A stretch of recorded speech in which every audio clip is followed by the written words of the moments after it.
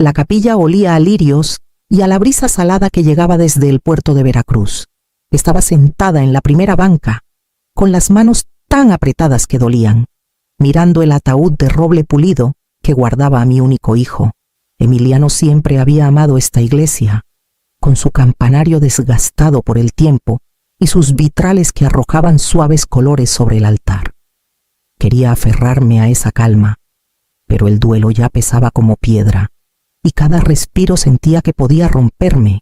El himno se desvaneció, dejando un silencio espeso. Justo cuando cerré los ojos, las puertas traseras chirriaron al abrirse. El sonido de tacones resonando contra el suelo de madera rompió la quietud. Las cabezas se giraron. Los susurros se esparcieron como el viento entre los juncos. Ella entró como si el lugar le perteneciera, Marisol Vargas. 10 años ausente, 10 años lejos del hombre que yacía inmóvil frente a nosotros, y aún así, ahí estaba envuelta en seda negra, con la barbilla en alto y una leve sonrisa en los labios. Parecía menos una doliente que alguien llegando tarde a una junta de negocios. «Estoy aquí», anunció, con voz afilada y ensayada, «para reclamar lo que me pertenece, los 10 millones de pesos que dejó mi esposo». Se escucharon jadeos entre las bancas. No me moví. Mis ojos seguían fijos en el nombre de Emiliano grabado en bronce. Ni siquiera había sido sepultado. Y ya lo despojaban como si fuera botín de guerra. Algunos invitados se removieron incómodos. Otros me miraron, esperando mi desplome. Pero no me derrumbé. Dejé que el silencio flotara. Ella esperaba furia, lágrimas, un drama en el altar. En cambio, me quedé quieta, dejando que sus palabras la delataran por lo que era, y en esa quietud supe que la batalla apenas comenzaba. Sus palabras apenas se habían asentado cuando un joven con un traje mal ajustado corrió a su lado, aferrando una carpeta como si fuera un escudo. Carraspeó, su voz temblando bajo el peso de tantas miradas. Como su esposa legal, comenzó, tropezando con las sílabas. La señora Vargas tiene derecho, bajo las leyes de Veracruz, a heredar la herencia, derechos de sobrevivencia, protecciones conyugales, estatutos de propiedad marital.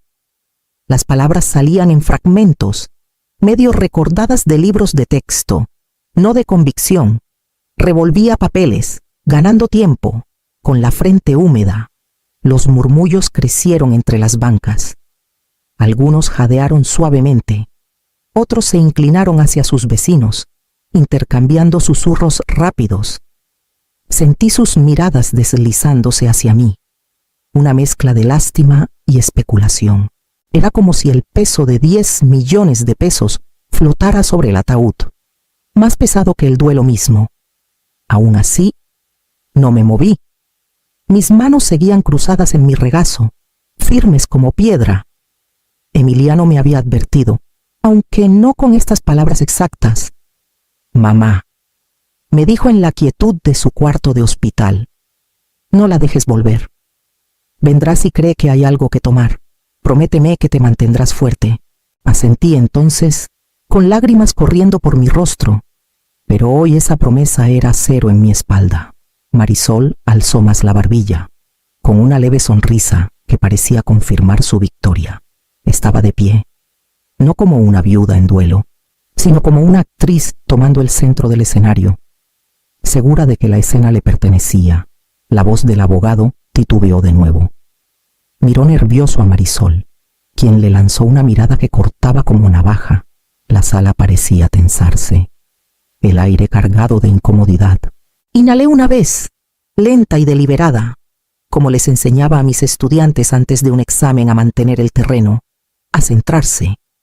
Y solo entonces levanté la mirada del ataúd y me giré hacia ella, lista para enfrentar la tormenta de frente.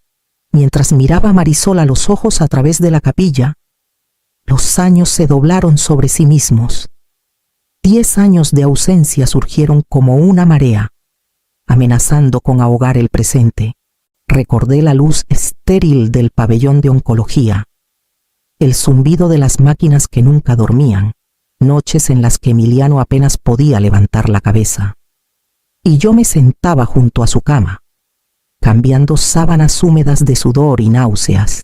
Le limpiaba la frente con un paño fresco, susurrando las mismas oraciones de buenas noches que le decía cuando era niño y le temía a las tormentas.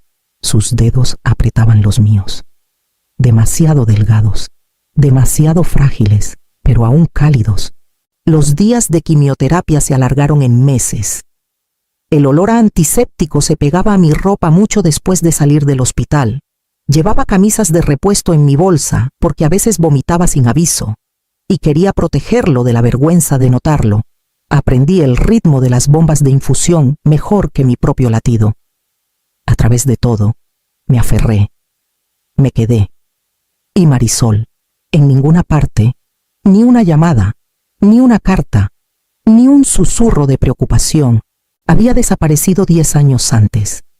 Cuando el matrimonio exigía sacrificio y compromiso, se desvaneció en otra vida mientras yo cargaba el peso sola. Cada festividad, cada traslado en ambulancia de medianoche, cada conversación susurrada con doctores que evitaban mis ojos cuando el pronóstico se volvía sombrío. Ella estaba ausente. Su silencio no era solo distancia, era abandono, deliberado y completo. Ahora estaba ahí, envuelta en seda negra, hablando de derechos como si esos años de ausencia se hubieran borrado con su firma en una licencia de matrimonio ya expirada. Mi pecho se apretó de furia, pero la mantuve oculta, guardada bajo compostura, porque si había soportado 10 años sin ella, también podía soportar este momento.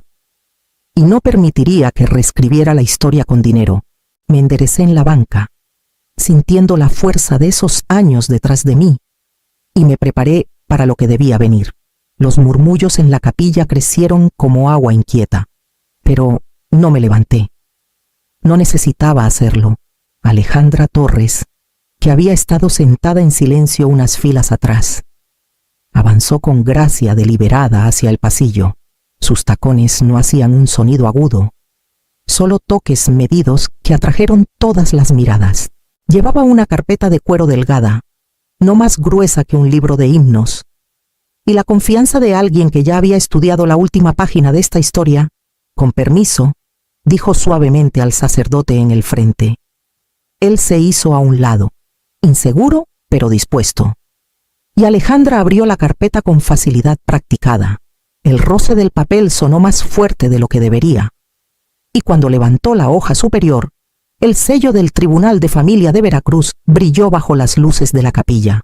Esto, anunció Alejandra, con un tono tranquilo pero firme, es el decreto de divorcio certificado entre Emiliano Salazar y Marisol Vargas, fechado hace 10 años.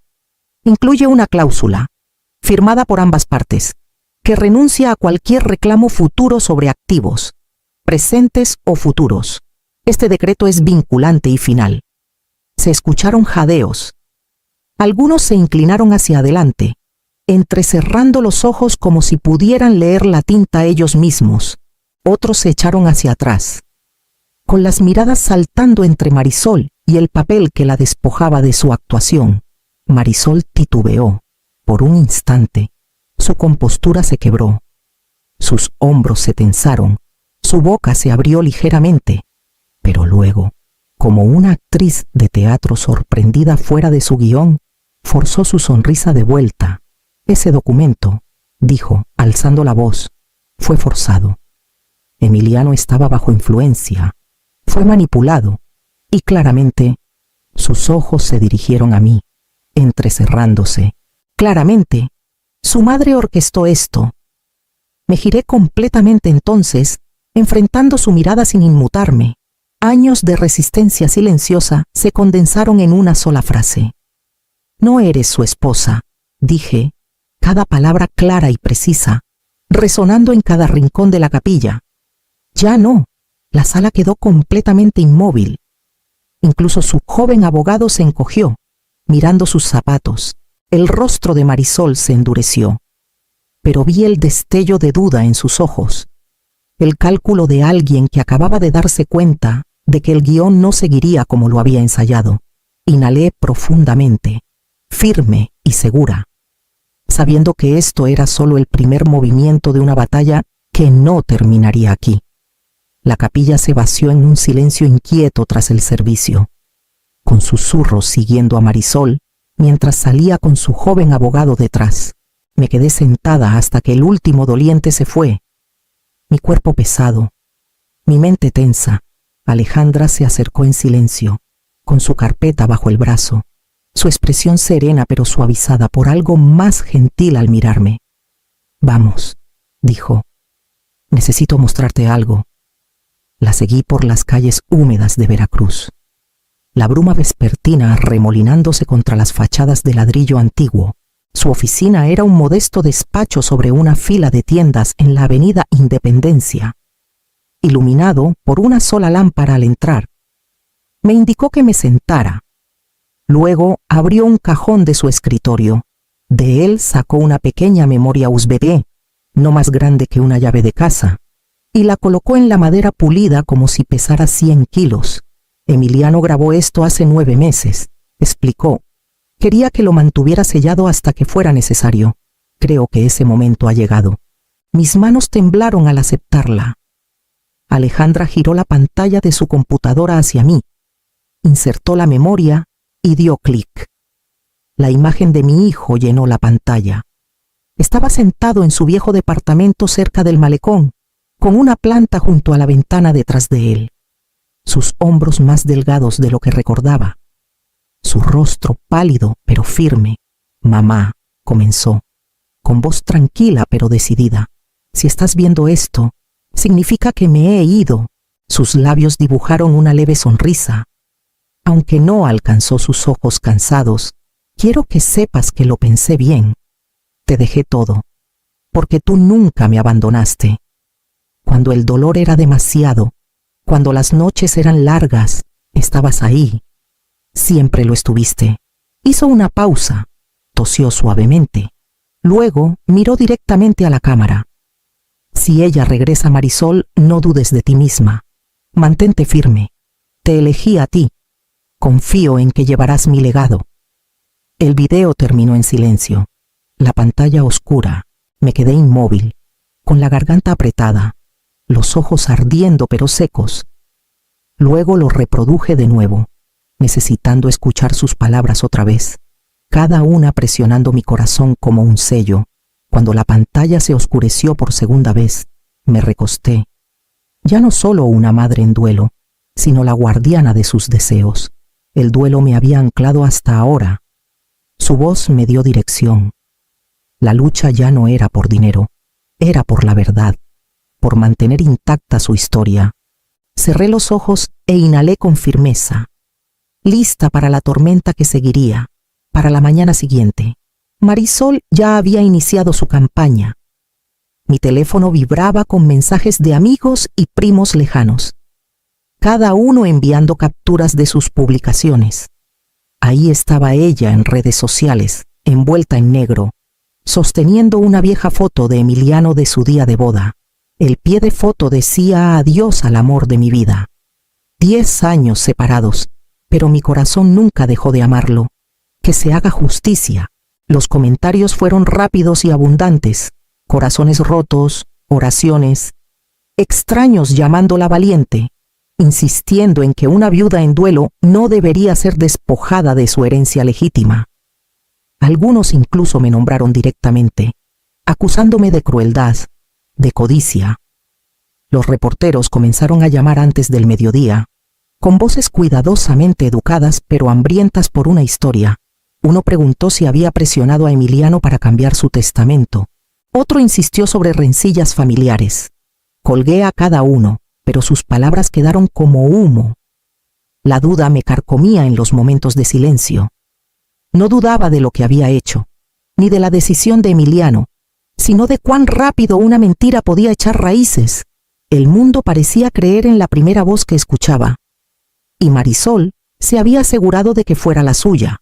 Cuando me reuní con Alejandra esa tarde, ya tenía impresiones esparcidas sobre su escritorio, publicaciones de Marisol, hashtags en tendencia, incluso clips de un segmento de noticias locales que la pintaban como una figura trágica. No está peleando en la corte aún, dijo Alejandra, golpeando los papeles. Está peleando aquí, la opinión pública. Y si nos quedamos calladas, la historia se solidifica. No voy a suplicar por simpatía, le dije, aunque el peso en mi pecho era grande. Eso no era Emiliano. Y no soy yo. No suplicarás, dijo con calma. Dirás la verdad, pero no en susurros, en público. Sus palabras llevaban la misma certeza que había oído en el video de Emiliano. La verdad, dicha en voz alta, no escondida tras el duelo. Presioné mis palmas contra el escritorio, sintiendo la textura de la madera bajo mis manos. Por primera vez desde el funeral, sentí algo afilado e inquebrantable despertarse en mí. Si Marisol quería a la multitud escucharía la verdad. Los ojos de Alejandra se encontraron con los míos. Es hora de planear algo que no pueda torcer. 3 días después, entré por la puerta lateral del Ayuntamiento de Veracruz. Con pasos lentos pero firmes, el auditorio ya estaba lleno. Líderes comunitarios, reporteros, vecinos y algunos antiguos colegas de Emiliano. Pancartas con el nombre de la fundación colgaban al frente el fondo conmemorativo Emiliano Salazar. Tomé asiento cerca del escenario mientras Alejandra manejaba las presentaciones. Habló brevemente, con voz mesurada, sobre el propósito, sobre honrar una vida con más que luto. Luego las luces se atenuaron y la pantalla cobró vida. Emiliano apareció, sentado en su departamento, su voz calma y deliberada. Si están viendo esto, me he ido. Pero quiero que quede claro, todo lo que construí, todo lo que ahorré, va para mi madre. Ella estuvo ahí cuando nadie más lo estuvo. Nunca se fue. Hizo una pausa. Su mirada firme. Esta fundación es su trabajo para continuar, pero es mi elección. La sala quedó en absoluto silencio mientras sus palabras resonaban, con fecha y sin cortes. Cuando el video terminó, Alejandra pasó a las siguientes diapositivas el testamento. Las enmiendas firmadas, el decreto de divorcio. Cada documento aparecía en detalle nítido, sellado y certificado. No había espacio para rumores en esas líneas de tinta. Los aplausos surgieron lentamente. Luego crecieron en algo más fuerte, resonando en las paredes. El alcalde me ofreció su mano, un gesto silencioso de apoyo. Los colegas de Emiliano asintieron solemnemente. Sentí que un peso se levantaba, no del duelo, sino de la vindicación. La voz de Emiliano había hablado por mí, más fuerte que cualquier protesta que pudiera haber hecho. Al fondo del salón, Marisol estaba de pie, sus gafas oscuras escondiendo sus ojos, sus labios apretados en una línea fina. Se dio la vuelta abruptamente, sus tacones golpeando el suelo mientras salía furiosa. Esta vez, nadie la siguió. Me quedé sentada, los aplausos desvaneciéndose en un zumbido constante, sabiendo que este no sería su último movimiento. Debería haberlo sabido. Ella no se quedaría callada. En pocos días, Marisol reapareció en línea, esta vez con un video recortado y reordenado hasta que las pausas de Emiliano sonaban como titubeos y sus palabras se torcían en algo que nunca fueron. Afirmó que él se arrepintió de cambiar su testamento, que yo lo había presionado en sus días más débiles. La respuesta fue inmediata. Extraños que habían aplaudido en el ayuntamiento ahora me llamaban codiciosa, fría, manipuladora. Desplacé los comentarios hasta tarde, en la noche, hasta que las palabras se difuminaron, cada una cortando más profundo que la anterior. Mi pecho se apretó como si el duelo mismo se hubiera afilado en cuchillos.